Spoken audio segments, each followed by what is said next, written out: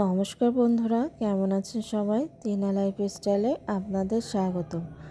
অবশেষে আমি সেই শ্রীলঙ্কার ব্লগটা আপনাদের সাথে শেয়ার করতে যাচ্ছি। শ্রীলঙ্কায় আমরা যেদিন যাব তার আগের দিনকে আমরা ঢাকায় গিয়েছিলাম, তাই ব্লগটা আপনাদের সাথে শেয়ার করছি। আমরা এয়ারপোর্টে সেদিন সকাল সকালই চলে এসেছি ঢাকায় যাওয়ার উদ্দেশ্যে। তাই এখানে বসে আছি, একটু কিছু খাওয়া দাওয়া করলাম। মেয়ে তো এটা খাবে সেটা খাবে বলে, কিন্তু কিছুই খেতে পারে না। সব কিছু অল্প একটু খেয়ে বলে যে আর খাবে না। আর খুব আনন্দে আছে, সে শ্রীলঙ্কা যাবে, হাতে একটা ঘড়ি পড়েছে, খুব মজাই আছে সে। আর প্লেনে উঠবে, আগেও উঠেছে মালদ্বীপ যাওয়ার সময়, কিন্তু ঠিক তখন তো মেলা ছোট, বোঝে না। আর এখন দেখেন কি মজা করছে, নিজের একটা সিটে বসেছে, বসে খুব মজা করছে কি মালদ্বীপে ঢাকায় যাওয়ার জন্য। তারপরে এই যে আমরা আলাদা সিট হয়েছে, মেয়ের একটু বড় হয়েছে তাই ওর আলাদা সিটে দেয়া হয়েছে, তাই আমরা সব আলাদা বসেছিলাম। কিন্তু সেদিন প্লেনে হঠাৎ করে মেঘ ছিল আকাশে, এত বাজেভাবে প্লেনটা চালিয়েছে, প্লেনের সব যাত্রীরা খুব ভয় পেয়েছিল। ধূপ ধূপ করে শুধু নিচে নামছে, একবার উপরে উঠছে, ধূপ ধূপ করে হঠাৎ হঠাৎ করে অমন হলে কেমন ভয় লাগে বলেন তো। তারপরে আমরা এয়ারপোর্টের সাথেই একটা হোটেল ছিল, সেই হোটেলেই উঠছিলাম। উঠে একটু টুকটাক কেনাকাটাও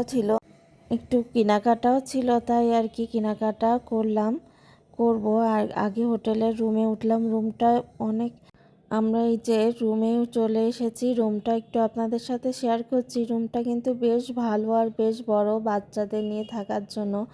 মেয়ে তো ওই প্লেনের ভিতর ভয় পেয়েছিল, তাই প্রায় সময় বলছে, মা আমার ভয় লাগছে, শ্রীলঙ্কায় প্লেনে যাব না এইসব বলছে। আর পাকা বুড়ি ঘুরে বেড়াচ্ছে। এই যে ঘুড়িটা পড়েছে না রাত দিয়ে, কিন্তু শ্রীলঙ্কা যে একদিন রেখে সে ঘড়ির বল্টুটা হারিয়ে ফেলেছে। আর এই যে দেখেন, একবার এখানে উঠছে, একবার ওইখানে উঠছে। তারপরে আমি একটু আমাকে ভিডিও করে নিলাম। বাথরুমটাও মোটামুটি খারাপ ছিল না।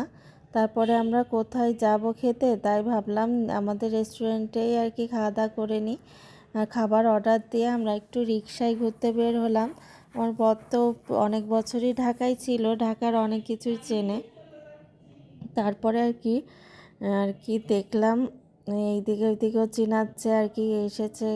তারপরে রিকশায় ঘোরাঘুরি করে এখন হোটেলের দিকে যাব খাবার খাওয়ার জন্য। খাবার রেডি হয়ে গিয়েছে, মেয়েরও খিদে পেয়ে গিয়েছিল। হালকা খাবো ভেবেই হালকা ফ্রাইড রাইস আর চিকেন ফ্রাই দিয়েছি, কারণ রাতে কাকার বাসায় খাবারের দাওয়াত আছে, নিমন্ত্রণ আছে, সেইখানে যাব। মেয়েও ফ্রাইড রাইস খেতে চাচ্ছিল, তাই হালকা ফ্রাইড রাইস, চিলি চিকেন আর চিকেন ফ্রাই। আর এখানে মোবাইল পেয়ে এই কয়েকটা সময় মোবাইলে কথা বলে যাচ্ছে, সে মোবাইলে কথা বলছে। একবার তার সোনামার সাথে কথা বলছে, একবার তার ঠাম্মির সাথে কথা বলছে। তারপর একটা ঘুম দিয়ে সন্ধ্যা হয়ে গিয়েছে। দেখেন কত সুন্দর ব্যস্ত শহর, গাড়ির পর গাড়ি চলছে।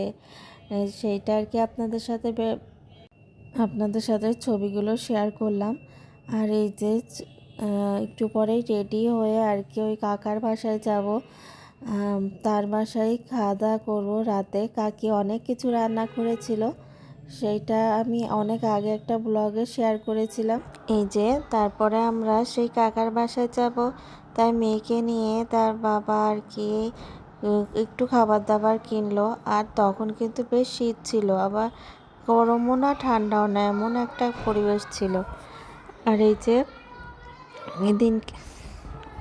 এই যে রাস্তার একটু ভিডিও করছিলাম, তা কাকা বললো যে বেশি মোবাইলটা বাইরে না বের করতে।